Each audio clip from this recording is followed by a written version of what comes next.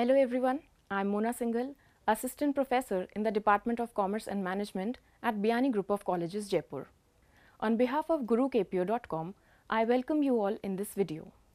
In this particular video, I'll be teaching you the concept of product life cycle. So, in this concept of product life cycle, I must tell you that it is a series of stages that a product goes through. Just like human beings take birth and then they die, in the same manner, the products also cannot last forever. Some products can last for decades, some for few months, and some can even last for centuries. So, let's begin with the concept of the PLC or the product life cycle. The first stage, that is the introduction, starts from here and then it ends from here. The first stage, introduction, in this particular stage, the product is actually introduced in the market. That means we have to spread the awareness of the product.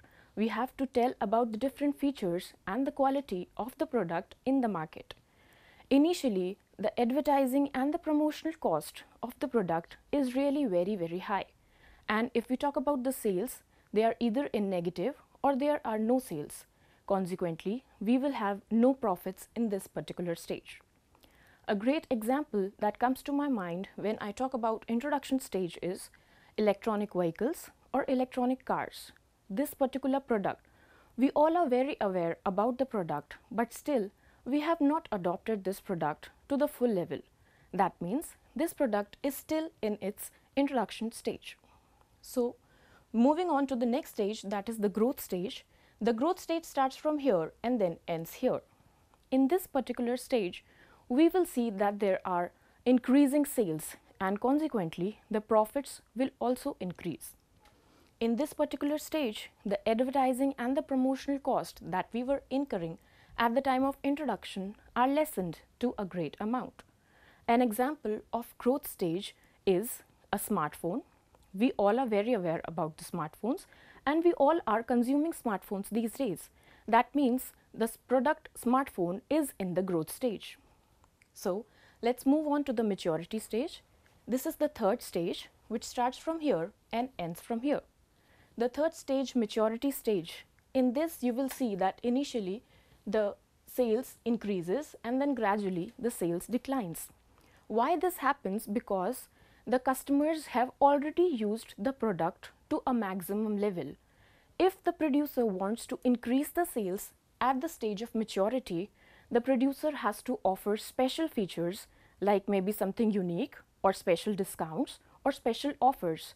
Why the producer has to do this? So that the customers can come back to its particular maturity stage. Why the producer has to do this? Because the consumers can come back to the consumption of the product in this particular stage.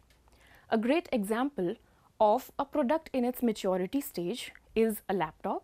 That means this product is actually consumed by everyone these days. But still, if you want an increase in the consumption of the product of laptop, you have to offer something unique to the customers.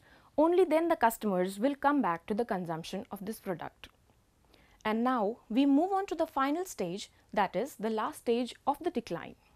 This stage, in this particular stage, the product has either declined or is in the declining stage. Why this happens? Because the customers are already saturated using the product or they have already used the product to the maximum level and they do not find anything new in the product. This can also happen because of technological advancement. The products sometimes become obsolete. The products are either in the declining stage or they have already declined.